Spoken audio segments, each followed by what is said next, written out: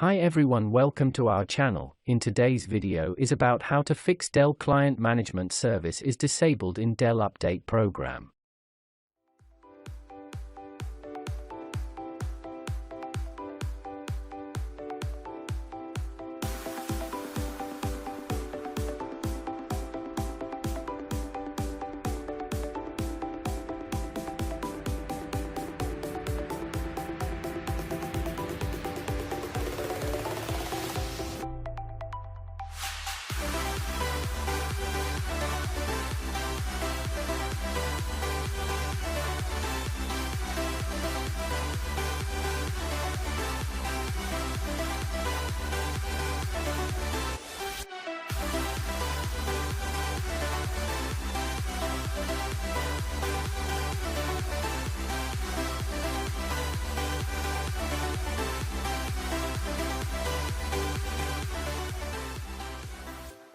If you found this video helpful, please like and subscribe to our channel, leave comment and share it with others so they can benefit too.